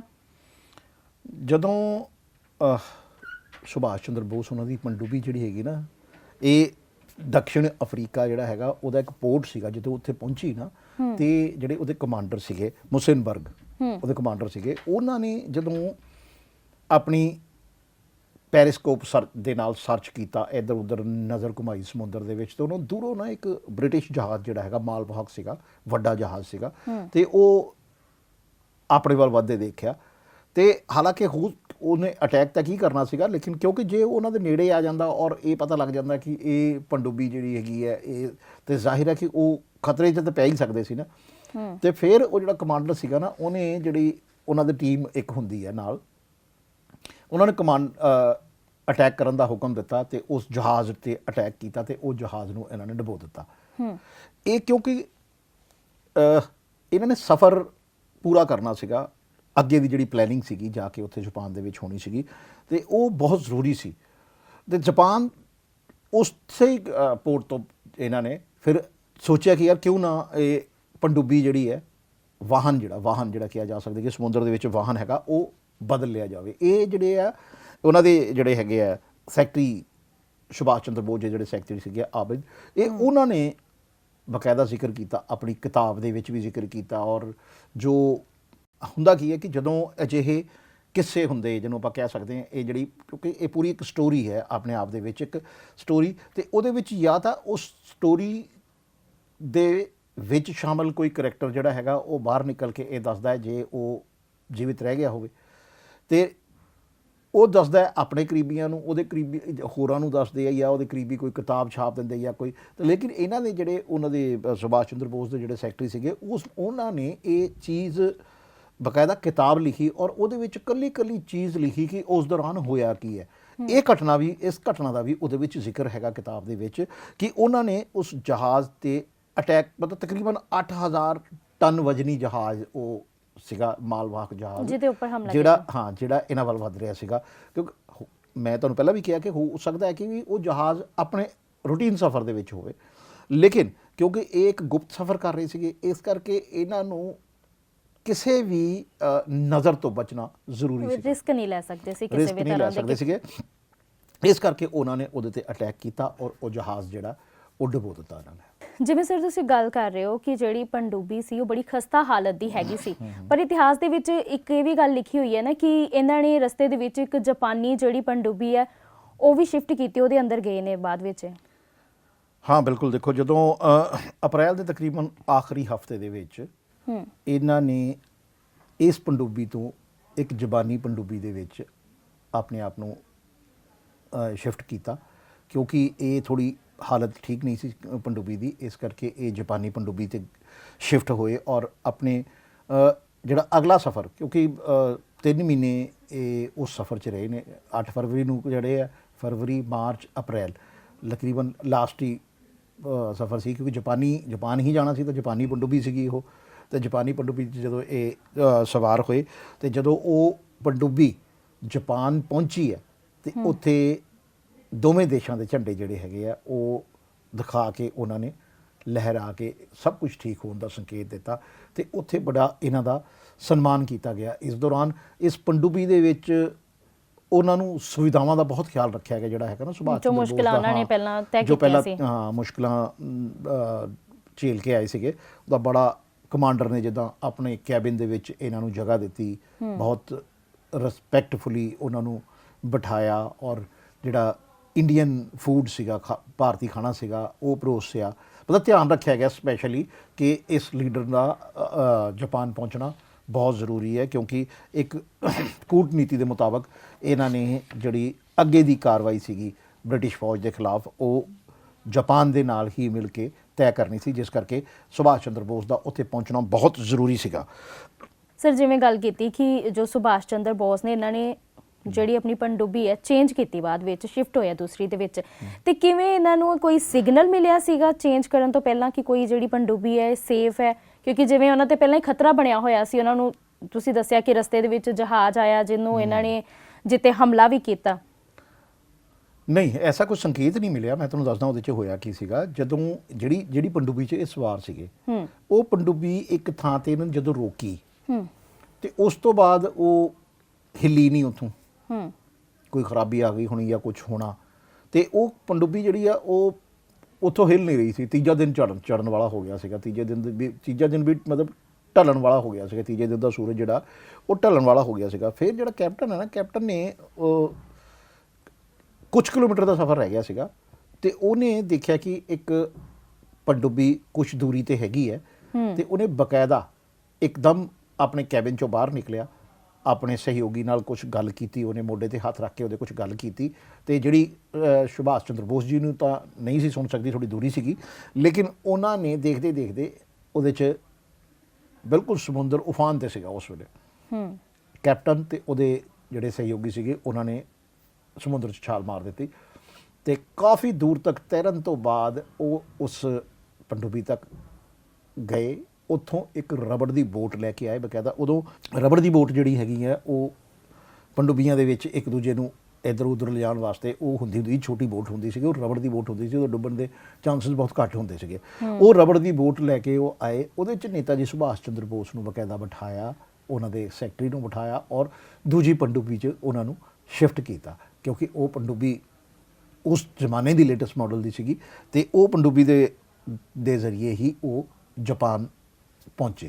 ਇਹ ਕੋਈ ਐਸਾ ਨਹੀਂ ਸੀਗਾ ਕਿ ਇਹ ਇੱਕ ਪਲਾਨ ਸੀਗਾ, ਲੇਕਿਨ ਜੇ ਉਹ ਪਣਡੁੱਬੀ ਚੱਲਦੀ ਰਹਿੰਦੀ ਜਿਹੜੀ ਸੀਗੀ, ਸਫ਼ਰ ਥੋੜਾ ਹੀ ਰਹਿ ਗਿਆ ਸੀਗਾ ਕਿ ਅਪ੍ਰੈਲ ਦੇ ਮਹੀਨੇ 'ਚ ਇਹਨਾਂ ਨੇ ਸਫ਼ਰ ਪੂਰਾ, ਮਈ ਦੇ ਸ਼ੁਰੂ 'ਚ ਇਹਨਾਂ ਨੂੰ ਸਫ਼ਰ ਪੂਰਾ ਕਰ ਲਿਆ ਸੀਗਾ। ਤੇ ਜਦੋਂ ਉੱਥੇ ਪਹੁੰਚੇ ਯਾਨੀ ਉਸ ਪਣਡੁੱਬੀ 'ਤੇ, ਤਾਂ ਉਹ ਪਣਡੁੱਬੀ 'ਚ ਕੋਈ ਐਸਾ ਹੋਇਆ ਕੁਝ ਕਿ ਇਹ ਨਹੀਂ ਕਿ ਬੰਦ ਹੀ ਹੋ ਗਈ, ਲੇਕਿਨ ਉਹ ਸਟਾਰਟ ਸੀਗੀ ਤੇ ਚੱਲ ਨਹੀਂ ਰਹੀ ਸੀ, ਹਿੱਲ ਨਹੀਂ ਰਹੀ ਸੀ, ਮਤਲਬ ਅੱਗੇ ਨਹੀਂ ਸੀ ਵਧ ਰਹੀ, ਜਿਸ ਕਰਕੇ ਉਹਨਾਂ ਨੂੰ ਲੱਗਾ ਕਿ ਹੁਣ ਥੋੜਾ ਜਿਹਾ ਸਫ਼ਰ ਰਹਿ ਗਿਆ ਤੇ ਇਸ ਕਰਕੇ ਹੀ ਫੇਲ ਨਾ ਹੋ ਜਾਈਏ। ਤੇ ਉਸ ਦੌਰਾਨ ਕਿਉਂਕਿ ਜਾਪਾਨ ਨੇੜੇ ਆ ਗਿਆ ਸੀਗਾ, ਤੇ ਜਾਪਾਨ ਦੀ ਪਣਡੁੱਬੀ ਨੂੰ ਸਿਗਨਲ ਇਹਨਾਂ ਨੇ ਦਿੱਤਾ ਤੇ ਉਹ ਕਿਤੇ ਨੇੜੇ ਤੇੜੇ ਆ ਗਈ, ਤੇ ਨੇੜੇ ਆ ਗਈ ਤਾਂ ਉਹਨਾਂ ਬਾਕੀ ਉਹ ਬੋਟ ਯਾਨੀ ਤੈਰ ਕੇ, ਦੇਖੋ ਤੁਸੀਂ ਕਿ ਉਹ ਕੈਪਟਨ ਉਹਨਾਂ ਨੇ ਇੱਕ ਜਿਹੜਾ ਆਪਣੇ ਕਮਾਂਡਰ ਨੂੰ ਵਾਅਦਾ ਕੀਤਾ ਸੀਗਾ ਕਿ ਅਸੀਂ ਇਹਨਾਂ ਨੂੰ ਸਹੀ ਸਲਾਮਤ ਜਾਪਾਨ ਤੱਕ ਪਹੁੰਚਾਵਾਂਗੇ, ਤੇ ਉਹਨਾਂ ਨੇ ਸਮੁੰਦਰ 'ਚ ਤੈਰ ਕੇ, ਕਿਉਂਕਿ ਨੇਵੀ ਦੇ ਜਿੰਨੇ ਵੀ ਅਫਸਰ ਨੇ, ਜਿੰਨੇ ਵੀ ਮੁਲਾਜ਼ਮ ਨੇ, ਉਹਨਾਂ ਲਈ ਸਭ ਤੋਂ ਪਹਿਲਾਂ ਤੈਰਨਾ ਆਉਣਾ ਬਹੁਤ ਜ਼ਰੂਰੀ ਹੈ, ਤੇ ਉਹ ਇਸੇ ਕਰਕੇ ਉਹਨਾਂ ਨੇ ਤੈਰ ਕੇ ਉਹ ਬੋਟ ਲਿਆਂਦੀ, ਉਹਦੇ 'ਚ ਬਿਠਾਇਆ ਇਹਨਾਂ ਦੋਨਾਂ ਨੂੰ, ਲਿਜਾ ਕੇ ਫਿਰ ਉਹ ਪਣਡੁੱਬੀ ਦੇ ਵਿੱਚ ਉਸ ਨੂੰ ਲੈ ਕੇ ਗਏ। ਤੇ ਫਿਰ ਜਦੋਂ ਨੇਤਾ ਜੀ ਸੁਭਾਸ਼ ਚੰਦਰ ਨੇ ਪਣਡੁੱਬੀ ਚੇਂਜ ਕਰ ਲਈ, ਇਸ ਦੌਰਾਨ ਵੀ ਉਹਨਾਂ ਨੂੰ ਮੁਸ਼ਕਲਾਂ ਦਾ ਸਾਹਮਣਾ ਕਰਨਾ ਪਿਆ? ਹਾਂ ਬਿਲਕੁਲ, ਥੋੜਾ ਜਿਹਾ ਇਹ ਹੈ ਕਿ ਇੱਥੇ ਜਦੋਂ ਮੈਂ ਪਣਡੁੱਬੀ ਚੇਂਜ ਕੀਤੀ ਹੈ ਤਾਂ ਉਹਦੇ ਵਿੱਚ ਭਾਸ਼ਾ ਦੀ ਪ੍ਰੋਬਲਮ ਹੋ ਗਈ, ਮੁਸ਼ਕਲਾਂ ਬਦਲ ਗਈਆਂ, ਪਰ ਮੁਸ਼ਕਲਾਂ ਆਈਆਂ ਜਾਪਾਨੀ ਦੇ ਵਿੱਚ। ਜਾਪਾਨੀ ਭਾਸ਼ਾ ਤੇ ਆਉਂਦੀ ਨਹੀਂ ਸੀਗੀ ਸੁਭਾਸ਼ ਚੰਦਰ ਬੋਸ ਜੀ ਨੂੰ, ਜਾਪਾਨੀ ਭਾਸ਼ਾ ਨਹੀਂ ਸੀ ਆਉਂਦੀ, ਤੇ ਇਹ ਥੋੜੀ ਭਾਸ਼ਾ ਦੀ ਪ੍ਰੋਬਲਮ ਹੋ ਗਈ, ਜਿਹਦੇ ਕਰਕੇ ਗੱਲ ਜ਼ਿਆਦਾਤਰ ਇਸ਼ਾਰਿਆਂ 'ਚ ਹੁੰਦੀ ਸੀਗੀ। ਲੇਕਿਨ ਇਸ਼ਾਰਿਆਂ ਦੇ ਵਿੱਚ ਕਿਉਂਕਿ ਉਹ ਤਾਂ ਆਏ ਇੱਕ ਮਿਸ਼ਨ ਤੇ ਸੀਗੇ, ਇੱਧਰੋਂ ਇਹ ਮਿਸ਼ਨ ਤੇ ਗਏ ਹੋਏ ਸੀਗੇ, ਤੇ ਜ਼ਾਹਿਰ ਹੈ ਕਿ ਜਦੋਂ ਤੁਸੀਂ ਕਿਸੇ ਮਿਸ਼ਨ ਤੇ ਦੋ ਲੋਕ ਨਿਕਲੇ ਹੋਣ ਔਰ ਰਲ ਕੇ ਇੱਕ ਮਿਸ਼ਨ ਨੂੰ ਪੂਰਾ ਕਰਨਾ ਹੋਵੇ, ਤਾਂ ਫਿਰ ਇਸ਼ਾਰਿਆਂ ਦੀ ਭਾਸ਼ਾ ਵੀ ਜਿਹੜੀ ਹੈ ਉਹ ਪੂਰਾ ਕੰਮ ਕਰਦੀ ਹੈ। ਤੇ ਸੁਭਾਸ਼ ਜੀ ਜਿਹੜੇ ਸੀਗੇ, ਨੇਤਾ ਜੀ ਜਿਹੜੇ, ਉਹਨਾਂ ਨੇ ਇਸ਼ਾਰਿਆਂ ਦੇ ਵਿੱਚ ਜੋ ਸਮਝਾਉਂਦੇ ਸੀ ਉਹ ਸਮਝ ਜਾਂਦੇ ਸੀਗੇ। ਕਾਫੀ ਹੱਦ ਤੱਕ ਜਿਹੜਾ ਹੈਗਾ ਉਹ ਜਿਹੜਾ ਬਾਕੀ ਦਾ ਸਫ਼ਰ ਹੈ ਉਹ ਇਸ਼ਾਰਿਆਂ ਦੇ ਨਾਲ ਇਹਨਾਂ ਦਾ ਪੂਰਾ ਹੋ ਗਿਆ ਸੀਗਾ। ਜਿਵੇਂ ਕਿ ਤੁਸੀਂ ਪਹਿਲਾਂ ਜ਼ਿਕਰ ਕੀਤਾ ਹੈ ਕਿ ਜੋ ਆਜ਼ਾਦ ਹਿੰਦ ਸਰਕਾਰ ਸੀ ਉਹ ਨੇਤਾ ਜੀ ਸੁਭਾਸ਼ ਚੰਦਰ ਬੋਸ ਨੇ ਬਣਾਈ ਸੀ, ਤੇ ਇਹਦੇ ਵਿੱਚ ਜਾਪਾਨ ਦਾ ਕੀ ਰੋਲ ਸੀ? ਇਹਦੇ 'ਚ ਨਾ ਇੱਕ ਉਦੋਂ ਕਾਨਫਰੰਸ ਸੀਗੀ ਜਾਪਾਨ ਦੇ ਵਿੱਚ, ਈਸਟ ਏਸ਼ੀਆ ਕਾਨਫਰੰਸ ਸੀਗੀ ਇੱਕ, ਤੇ ਉਦੋਂ ਟੋਕੀਓ ਦੇ ਵਿੱਚ ਸੀਗੀ। ਤੇ ਉਹ ਜਦੋਂ ਉਸ ਕਾਨਫਰੰਸ ਦੇ ਵਿੱਚ ਜਿਹੜੇ ਪੀਐਮ ਸੀਗੇ ਉਸ ਵੇਲੇ ਦੇ, ਟੋਜੋ ਪੀਐਮ ਸੀਗੇ ਉਹਨਾਂ ਦੇ ਜਿਹੜੇ ਸੀਗੇ, ਉਹਨਾਂ ਨੇ ਨਾ ਸਿਰਫ ਆਜ਼ਾਦ ਹਿੰਦ ਫੌਜ ਨੂੰ ਬਲਕਿ ਆਜ਼ਾਦ ਹਿੰਦ ਸਰਕਾਰ ਨੂੰ ਵੀ ਮਾਨਤਾ ਦਿੱਤੀ। ਕਈ ਹੋਰ ਦੇਸ਼ ਸੀਗੇ ਇਹਨਾਂ ਦੇ ਨਾਲ ਜਿਨ੍ਹਾਂ ਨੇ ਉਸ ਸਰਕਾਰ ਨੂੰ, ਨੇਤਾ ਜੀ ਸੁਭਾਸ਼ ਚੰਦਰ ਬੋਸ ਨੇ ਜਿਹੜੀ ਬਣਾਈ ਸੀਗੀ, ਉਹ ਉਸ ਨੂੰ ਇੱਕ ਮਾਨਤਾ ਦਿੱਤੀ। ਔਰ ਅੰਡੇਮਾਨ ਨਿਕੋਬਾਰ ਜਿਹੜਾ ਅੱਜ ਦੀਪ ਸਮੂਹ ਸਾਡੇ ਕੋਲ ਹੈ ਹਿੰਦੁਸਤਾਨ ਦੇ ਕੋਲ, ਉਹ ਬਕਾਇਦਾ, ਕਿਉਂਕਿ ਜਿਹੜੇ ਜਾਪਾਨੀ ਪ੍ਰਭਾਵ ਵਾਲੇ ਦੇਸ਼ ਸੀਗੇ ਉਹ ਸਾਰੇ ਹੀ ਉਸ ਕਾਨਫਰੰਸ 'ਚ ਸ਼ਾਮਲ ਸੀਗੇ। ਜ਼ਾਹਿਰ ਹੈ ਕਿ ਜਦੋਂ ਤੁਸੀਂ ਹਮ ਵਿਚਾਰ ਦੇਸ਼ ਸ਼ਾਮਲ ਹੋ ਜਾਂਦੇ ਆ ਤੇ ਇੱਕ ਦੇਸ਼ ਜੇ ਕਿਸੇ ਦੂਜੇ ਦੇਸ਼ ਦੀ ਮਦਦ ਕਰ ਰਿਹਾ, ਤਾਂ ਜ਼ਾਹਿਰ ਹੈ ਕਿ ਜੇ ਸੇਮ ਵਿਚਾਰ ਦੇ ਉਹ ਦੇਸ਼ ਨੇ ਤੇ ਉਹ ਵੀ ਉਸ 'ਚ ਸ਼ਾਮਲ ਨੇ। ਫਿਰ ਉਸ ਦੌਰਾਨ ਉਹ ਜਿਹੜੇ ਜਾਪਾਨ ਦੇ ਉਸ ਵੇਲੇ ਦੇ ਜਿਹੜੇ ਪੀਐਮ ਸੀਗੇ, ਉਹਨਾਂ ਨੇ ਅੰਡੇਮਾਨ ਨਿਕੋਬਾਰ ਆਜ਼ਾਦ ਹਿੰਦ ਸਰਕਾਰ ਨੂੰ ਦੇ ਦਿੱਤਾ ਕਿ ਤੁਸੀਂ ਇੱਥੇ ਬੈਠ ਕੇ ਆਪਣੀ ਸਾਰੀ ਗਤੀਵਿਧੀਆਂ ਜਿਹੜੀਆਂ ਉਹ ਸਰਕਾਰ ਦੀਆਂ ਚਲਾ ਸਕਦੇ ਹੋ। ਉੱਥੇ ਹੀ ਸੁਭਾਸ਼ ਚੰਦਰ ਬੋਸ ਨੇ ਚਲੋ ਦਿੱਲੀ ਦਾ ਨਾਰਾ ਦਿੱਤਾ ਸੀਗਾ, ਕਿਉਂਕਿ ਉੱਥੇ ਉਹ ਪ੍ਰਧਾਨ ਮੰਤਰੀ ਸੀਗੇ, ਪੂਰੀ ਸਰਕਾਰ ਸੀਗੀ, ਬਕਾਇਦਾ ਇੱਕ ਫੌਜ ਬਣਾਈ ਹੋਈ ਸੀਗੀ, ਫੌਜ ਵੀ ਸੀਗੀ, ਸਭ ਕੁਝ। ਇਸੇ ਦੌਰਾਨ ਜਿਹੜੇ ਸੁਭਾਸ਼ ਚੰਦਰ ਬੋਸ ਹੈ, ਉਹਨਾਂ ਨੇ ਬ੍ਰਿਟਿਸ਼ ਆਰਮੀ ਤੇ ਕਈ ਵਾਰ ਅਟੈਕ ਕੀਤਾ। ਦੂਜੀ ਵਾਰ ਜਿਹੜਾ ਅਟੈਕ ਸੀਗਾ ਉਹ ਇੰਨਾ ਘਾਤਕ ਸੀਗਾ ਕਿ ਬ੍ਰਿਟਿਸ਼ ਆਰਮੀ ਨੂੰ ਇਹ ਲੱਗਣ ਲੱਗ ਪਿਆ ਸੀਗਾ ਕਿ ਵਾਕਈ ਕਿਸੇ ਜਿਹੜਾ ਇੰਡੀਅਨ ਨੇ ਕੋਈ ਐਸੀ ਫੌਜ ਬਣਾਈ ਹੋਈ ਹੈ ਜਿਹੜੀ, ਕਿਉਂਕਿ ਇੱਕ ਕੂਟਨੀਤੀ ਦੇ ਹਿਸਾਬ ਨਾਲ ਲੜਦੇ ਹੁੰਦੇ ਸੀਗੇ ਇਹ ਕਿਉਂਕਿ ਨਾ ਤਾਂ ਇਹਨਾਂ ਕੋਲ ਬਹੁਤ ਜ਼ਿਆਦਾ, ਤੁਸੀਂ ਸ਼ਾਇਦ ਸੁਣਿਆ ਹੋਣਾ ਕਿ ਨੇਤਾ ਜੀ ਸੁਭਾਸ਼ ਚੰਦਰ ਬੋਸ ਨੇ ਕਿਹਾ ਸੀਗਾ ਕਿ ਤੁਮ ਮੁਝੇ ਖੂਨ ਦੋ ਮੈਂ तुम्हें आज़ादी दूंगा। एक बड़ा क्या एक शब्द ਜਿਹੜਾ ਇਹ ਨਾਰਾ ਹੈ ਨਾ, ਇਹ ਬੜਾ ਮਸ਼ਹੂਰ ਹੋਇਆ ਸੀਗਾ, ਤੁਮ ਮੁਝੇ ਖੂਨ ਦੋ ਮੈਂ तुम्हें आज़ादी दूंगा। ਕਿਉਂਕਿ ਜਦੋਂ ਆਜ਼ਾਦ ਹਿੰਦ ਫੌਜ ਬਣਾਈ ਸੀ ਨਾ ਨੇਤਾ ਜੀ ਸੁਭਾਸ਼ ਚੰਦਰ ਬੋਸ ਨੇ, ਉਦੋਂ ਇਹ ਕਿਹਾ ਗਿਆ ਸੀਗਾ ਕਿ ਜਿੰਨੇ ਵੀ ਭਾਰਤ ਵਾਸੀ ਹੈਗੇ ਆ ਉਹ ਇਸ ਫੌਜ ਨੂੰ ਅਸਲਾ ਖਰੀਦਣ ਵਾਸਤੇ, ਜੋ ਹੋਰ ਸਾਜੋ ਸਮਾਨ ਖਰੀਦਣ ਵਾਸਤੇ, ਜੰਗ 'ਚ ਜਿਹੜਾ ਕੰਮ ਆਏਗਾ ਉਹ ਖਰੀਦਣ ਵਾਸਤੇ ਜਿੰਨੀ ਮਦਦ ਹੋ ਸਕਦੀ ਹੈ, ਕਿਸੇ ਕੋਲੋਂ ਜਿੰਨੀ ਮਦਦ ਹੋ ਸਕਦੀ ਹੈ ਉਹ ਕਰ ਸਕਦਾ ਹੈ ਆਜ਼ਾਦ ਹਿੰਦ ਫੌਜ ਦੀ। ਤੇ ਜ਼ਾਹਿਰ ਹੈ ਕਿ ਉਹ ਜਦੋਂ ਇਹ ਗੱਲ ਕਹੀ ਗਈ ਤੇ ਹਰ ਭਾਰਤੀ ਜਿਹੜਾ ਉਹ ਖੜਾ ਹੋ ਗਿਆ ਕਿ ਕੋਈ ਗੱਲ ਨਹੀਂ, ਜਿੰਨੀ ਵੀ ਉਹਦੇ 'ਚ ਜਦੋਂ ਉਹ ਇੱਕ ਲਾਈਨ ਲੱਗੀ ਹੋਈ ਸੀਗੀ, ਇਹ ਗੱਲ ਮੈਂ ਕਿਤੇ ਲਿਖੀ ਪੜ੍ਹੀ ਹੈ ਕਿਸੇ ਕਿਤਾਬ 'ਚ, ਮੈਨੂੰ ਉਸ ਕਿਤਾਬ ਦਾ ਨਾਮ ਨਹੀਂ ਹੁਣ ਯਾਦ ਹੈਗਾ। ਤੇ ਉਦੋਂ ਇੱਕ ਨਾ ਬਹੁਤ ਬਜ਼ੁਰਗ ਲੇਡੀ, ਬਹੁਤ ਬਜ਼ੁਰਗ ਮਾਤਾ ਜਿਹੜੀ ਝੁਕੀ ਹੋਈ ਸੀਗੀ, ਉਹਨੇ ਜਦੋਂ ਆ ਕੇ ਨੇਤਾ ਜੀ ਦੇ ਕੋਲ, ਨੇਤਾ ਜੀ ਸੁਭਾਸ਼ ਚੰਦਰ ਬੋਸ ਜਿਹੜੇ ਹੈਗੇ ਇਹ ਜਦੋਂ ਇਸ ਟਾਈਪ ਦਾ ਕੋਈ ਕੰਮ ਕਰਦੇ ਆਪ ਬੈਠਦੇ ਹੁੰਦੇ ਸੀਗੇ, ਤੇ ਉਹਨਾਂ ਨੇ ਉਹ ਜਦੋਂ ਆ ਕੇ ਉਹ ਲੇਡੀ ਨੇ ਆਪਣੇ ਪੱਲੇ ਤੋਂ ਇੱਕ ਬੜਾ ਪੁਰਾਣਾ ਜਿਹਾ ਕੋਈ ਫਟਿਆ ਜਿਹਾ ਨੋਟ ਜਿਹਾ ਉਹ ਕੱਢਿਆ ਤੇ ਦਿੱਤਾ ਕਿ ਜੇ ਲਓ ਮੇਰਾ ਇਹ ਯੋਗਦਾਨ ਹੈ। ਉਹਨਾਂ ਨੇ ਕਿਹਾ ਸੀਗਾ ਕਿ ਹੁਣ ਭਾਰਤ ਨੂੰ ਆਜ਼ਾਦ ਹੋਣ ਤੋਂ ਕੋਈ ਰੋਕ ਨਹੀਂ ਸਕਦਾ। ਇਹ ਨੇਤਾ ਜੀ ਦੇ ਬੋਲ ਸੀਗੇ। ਇਹ ਜਦੋਂ ਮੈਂ ਕਿਤਾਬ ਦੇ ਵਿੱਚ ਇਹ ਚੀਜ਼ ਪੜ੍ਹੀ ਸੀ ਨਾ, ਉਹ ਮੈਂ ਉਸ ਵੇਲੇ ਉਸ ਨੂੰ ਫੀਲ ਕੀਤਾ ਸੀ, ਉਸ ਗੱਲ ਨੂੰ। ਉਹ ਦਿਖ ਰਿਹਾ ਤੁਹਾਡੀ ਜਿਹੜੀ ਫੀਲਿੰਗ ਮੈਂ ਉਸ ਨੂੰ ਫੀਲ ਕੀਤਾ ਸੀਗਾ ਕਿ ਉਹ ਲੇਡੀ ਕਿਸ ਉਮਰ ਦੀ ਹੋਏਗੀ, ਕਿਸ ਟਾਈਪ ਦੇ ਉਹਨੇ ਕੱਪੜੇ ਪਾਏ ਹੋਣਗੇ, ਕਿੰਨੇ ਉਹ ਬ੍ਰਿਟਿਸ਼ ਸਰਕਾਰ ਤੋਂ ਪਰੇਸ਼ਾਨ ਹੋਣੇ ਆ ਕਿ ਉਹਨਾਂ ਇਸ ਉਮਰ 'ਚ, ਜਦ ਕਿ ਉਸ ਲੇਡੀ ਨੇ ਤਾਂ ਪਹਿਲਾਂ ਹੀ ਬਿਲਕੁਲ ਆਪਣੇ ਆਖਰੀ ਪੜਾਅ 'ਚ ਸੀ ਉਮਰ ਦੇ, ਉਹਨੇ ਕੀ ਕਰਨਾ ਸੀਗਾ ਦੇਸ਼ ਆਜ਼ਾਦ ਕਰਾ ਕੇ। ਲੇਕਿਨ ਜਦੋਂ ਉਹ ਜਜ਼ਬਾ ਜਿਹੜਾ ਨਿਕਲ ਕੇ ਸਾਹਮਣੇ ਆਇਆ ਕਿ ਉਹਨੇ ਇੱਕ ਬਿਲਕੁਲ ਫਟਿਆ ਜਿਹਾ ਨੋਟ, ਸ਼ਾਇਦ 1 ਰੁਪਏ ਦਾ ਸੀਗਾ ਉਸ ਵੇਲੇ, ਤੇ ਉਹ ਦਿੱਤਾ ਤੇ ਨੇਤਾ ਜੀ ਨੇ ਗਲੇ ਲਾਇਆ ਉਸ ਲੇਡੀ ਨੂੰ, ਪੈਰ ਹੀ ਹੱਥ ਲਾਇਆ ਤੇ ਕਿਹਾ ਕਿ ਵੀ ਹੁਣ ਹਿੰਦੁਸਤਾਨ ਨੂੰ ਆਜ਼ਾਦ ਹੋਣ ਤੋਂ ਕੋਈ ਨਹੀਂ ਰੋਕ ਸਕਦਾ। ਕਿਉਂਕਿ ਜਿਸ ਲੇਡੀ ਨੂੰ ਆਪਣੀ ਸਾਰੀ ਜ਼ਿੰਦਗੀ ਉਹਨੇ ਗੁਲਾਮੀ 'ਚ ਕੱਢ ਦਿੱਤੀ ਹੈ, ਆਜ਼ਾਦੀ ਹੋ ਸਕਦਾ ਕਿ ਉਹਨੂੰ ਦੇਖਣੀ ਨਸੀਬ ਨਾ ਹੋਵੇ, ਜੇ ਉਹ ਵੀ ਉਹ 'ਚ ਯੋਗਦਾਨ ਪਾ ਰਹੀ ਹੈ ਨਾ, ਤੇ ਫਿਰ ਹੁਣ ਕੋਈ ਵੀ ਇਸ ਦੇਸ਼ ਨੂੰ ਆਜ਼ਾਦ ਹੋਣ ਤੋਂ ਰੋਕ ਨਹੀਂ ਸਕਦਾ। ਇਹ ਉਦੋਂ ਉਹਨਾਂ ਨੇ ਐਲਾਨ ਕਰ ਦਿੱਤਾ ਸੀਗਾ। ਤੇ ਇਹ ਬੜੀ ਹੀ ਇਮੋਸ਼ਨਲ ਗੱਲ ਹੈ। ਮਤਲਬ ਮੈਂ ਉਸ ਵੇਲੇ ਕਿਤਾਬ ਪੜ੍ਹ ਕੇ ਵੀ ਜਦੋਂ ਮੇਰੀਆਂ ਅੱਖਾਂ ਭਰ ਰਹੀਆਂ ਸੀਗੀਆਂ, ਔਰ ਮੈਂ ਦੱਸਣਾ ਚਾਹੁੰਦਾ ਸੀਗਾ, ਕਈਆਂ ਨੂੰ ਮੈਂ ਇਹ ਗੱਲ ਦੱਸੀ ਵੀ ਹੈ, ਮੇਰੇ ਆਪਣੇ ਜਿਹੜੇ ਕੋਲੀਗ ਨੇ, ਮੈਂ ਉਹਨਾਂ ਨੂੰ ਇਹ ਗੱਲ ਦੱਸੀ ਵੀ ਹੈ ਇੱਕ ਕਿਉਂਕਿ ਪੱਤਰਕਾਰਤਾ 'ਚ ਇੱਕ ਲੰਮਾ ਸਮਾਂ ਮੈਂ ਮਤਲਬ ਲੰਮੇ ਸਮੇਂ ਤੋਂ ਪੱਤਰਕਾਰਤਾ 'ਚ ਜ਼ਾਹਿਰ ਹੈ ਕਿ ਮੇਰੇ ਬਹੁਤ ਕੁਲੀਗ ਇਸ ਫੀਲਡ ਦੇ ਵਿੱਚ ਮੇਰੇ ਨਾਲ ਰਹੇ, ਔਰ ਮੈਂ ਜਦੋਂ ਵੀ ਕਿਸੇ ਨੂੰ ਦੱਸਣਾ ਚਾਹਨਾ ਨਾ ਮੇਰੀ ਆਵਾਜ਼ ਬੰਦ ਹੋ ਜਾਂਦੀ ਹੈ। ਅੱਜ ਜਿੱਦਾਂ ਹੋਇਆ ਮੇਰੀ ਆਵਾਜ਼ ਬੰਦ ਹੋ ਜਾਂਦੀ, ਅੱਖਾਂ 'ਚ ਪਾਣੀ ਆ ਜਾਂਦਾ, ਕਿਉਂਕਿ ਜਿਸ ਚੀਜ਼ ਨੂੰ ਫੀਲ ਕਰੀਏ ਤੇ ਉਹਦੀ ਫਿਰ ਦਿਖਦੀ ਹੈ। ਨਹੀਂ ਮਤਲਬ ਇਹਦੇ 'ਚ ਹੁੰਦਾ ਕੀ ਹੈ ਕਿ ਮੈਂ ਉਸ ਵੇਲੇ ਇਹ ਫੀਲ ਹੁੰਦਾ ਹੈ ਕਿ ਕਿਸ ਮਿੱਟੀ ਦੇ ਬਣੇ ਹੋਣਗੇ ਉਹ ਲੋਕ ਜਿਹੜੇ ਨੇਤਾ ਜੀ ਨੇ, ਕਿਸ ਮਿੱਟੀ ਦੇ ਬਣੇ ਹੋਣਗੇ। ਦੇਖੋ ਜਿਨ੍ਹਾਂ ਨੇ ਮੁਲਕ ਨੂੰ ਆਜ਼ਾਦ ਕਰਾਉਣ ਵਾਸਤੇ ਐਸੀਆਂ ਔਂਕੜਾਂ ਦਾ ਸਾਹਮਣਾ, ਜਾਨ ਦੇਣੀ, ਇੱਕ ਸਿੰਪਲ ਜਾਨ ਦੇਣੀ ਕਿ ਤੁਸੀਂ ਗਏ, ਤੁਹਾਨੂੰ ਗੋਲੀ ਵੱਜ ਗਈ ਔਰ ਪਤਾ ਕਿ ਵੀ ਮੈਂ ਜੇ ਜੰਗ 'ਚ ਜਾ ਰਿਹਾ ਤਾਂ ਮੈਨੂੰ ਗੋਲੀ ਵੱਜ ਜਾਏਗੀ, ਲੇਕਿਨ ਤੁਸੀਂ ਜੀਣਾ ਹੈ ਕਿ ਮਰਨਾ, ਇਹ ਇਸ ਸਫ਼ਰ ਦੇ ਵਿੱਚ ਨਿਕਲੇ ਹੋ ਨਾ, ਉਹ ਬੜਾ ਖਤਰਨਾਕ ਹੁੰਦਾ। ਬੜਾ ਸੋਚ, ਉਹਦੇ 'ਚ ਬੰਦਾ ਪਲੈਨਿੰਗ ਕਰੇਗਾ ਕਿ ਇਹ ਸੋਚੇਗਾ ਕਿ ਮੈਂ ਜੀਣਾ ਕਿ ਮਰਨਾ। ਬਿਲਕੁਲ ਜਨੂਨ, ਇਹਨੂੰ ਜਨੂਨ ਕਿਹਾ ਜਾ ਸਕਦਾ ਹੈ। ਉਹ ਜਨੂਨ ਜਿਹੜਾ ਸੀਗਾ ਨੇਤਾ ਜੀ ਦੇ ਵਿੱਚ ਸੀਗਾ, ਔਰ ਇਹ ਇਨਸੀਡੈਂਟ ਜਿਹੜਾ ਇਹ ਇੱਕ ਉਸ ਜਨੂਨ ਨੂੰ ਹੋਰ ਹਵਾ ਦੇਣ ਵਾਲਾ ਸੀ। ਇਹ ਚੀਜ਼ਾਂ ਜਿਹੜੀਆਂ ਹੈਗੀਆਂ ਨਾ, ਤੇ ਨੇਤਾ ਜੀ ਦਾ ਮੈਂ ਇਸ ਕਰਕੇ ਇਹ ਜ਼ਿਕਰ ਕੀਤਾ ਕਿ ਨੇਤਾ ਜੀ ਸੁਭਾਸ਼ ਚੰਦਰ ਬੋਸ ਨੂੰ ਬੇਸ਼ੱਕ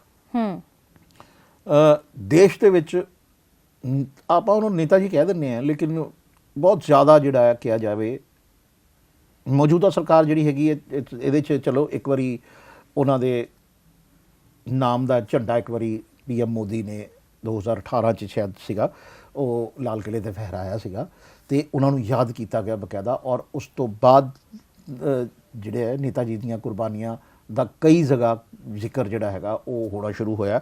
ਇਸ ਤੋਂ ਪਹਿਲਾਂ ਕੋਈ ਖਾਸ ਜਿਹੜਾ ਹੈ, ਕਿਉਂਕਿ ਜਦੋਂ ਕਿਹਾ ਜਾਂਦਾ ਸੀਗਾ ਕਿ ਨੇਤਾ ਜੀ ਦਾ ਇੱਕ ਜਹਾਜ਼ ਕ੍ਰੈਸ਼ ਹੋਇਆ ਸੀਗਾ, ਜਿੱਥੇ ਜਹਾਜ਼ ਕ੍ਰੈਸ਼ ਹੋਇਆ ਉਹ ਅੱਜ ਤੱਕ ਇਹ ਕਲੀਅਰ ਹੀ ਨਹੀਂ ਹੋ ਸਕਿਆ ਕਿ ਉੱਥੇ ਕੋਈ ਜਹਾਜ਼ ਕ੍ਰੈਸ਼ ਹੋਇਆ ਵੀ ਸੀਗਾ ਕਿ ਨਹੀਂ ਹੋਇਆ ਸੀਗਾ, ਕਿਉਂਕਿ ਬਹੁਤ ਸਾਰੀ ਇਹ ਗੱਲਾਂ ਜਿਹੜੀਆਂ ਹੈਗੀਆਂ ਇਸ ਭੇਦ ਦੀਆਂ ਉੱਠੀਆਂ ਨੇ ਕਿ ਜੇ ਨੇਤਾ ਜੀ ਦਾ ਜਹਾਜ਼ ਕ੍ਰੈਸ਼ ਹੋਇਆ, ਉਹਨਾਂ ਦੀ ਮ੍ਰਿਤਿੂ ਹੋਈ, ਤੇ ਉਹਦੇ ਸੰਬੰਧਿਤ ਡਾਕੂਮੈਂਟਸ ਜਾਂ ਸੰਬੰਧਿਤ ਸਬੂਤ ਜਿਹੜੇ ਹੈਗੇ ਆ ਉਹ ਕਿੱਥੇ ਨੇ। ਇਹ ਬਕਾਇਦਾ ਸੁਪਰੀਮ ਕੋਰਟ ਨੇ ਵੀ ਇੱਕ ਵਾਰੀ ਇੱਕ ਮਤਲਬ ਯਾਚਕਾ ਦਾਇਰ ਹੋਈ ਸੀਗੀ, ਜਿਹਦੇ 'ਚ ਸੁਪਰੀਮ ਕੋਰਟ ਨੇ ਸੁਣਵਾਈ ਕਰਦੇ ਹੋਏ ਇਹ ਗੱਲ ਕਹੀ ਸੀਗੀ ਕਿ ਸਰਕਾਰ ਨੂੰ, ਮੌਜੂਦਾ ਸਰਕਾਰ ਨੂੰ ਕਿਹਾ ਸੀਗਾ ਕਿ ਇਹਦੇ ਜਿਹੜੇ ਦਸਤਾਵੇਜ਼ ਹੈ ਨਾ ਉਹ ਪੇਸ਼ ਕੀਤੇ ਜਾਣ, ਲੋਕਾਂ ਨੂੰ ਦੱਸਿਆ ਜਾਵੇ ਕਿ ਨੇਤਾ ਜੀ ਸੁਭਾਸ਼ ਚੰਦਰ ਬੋਸ ਜੀ ਨਾਲ ਐਕਚੁਅਲ ਹੋਇਆ ਕੀ ਸੀਗਾ।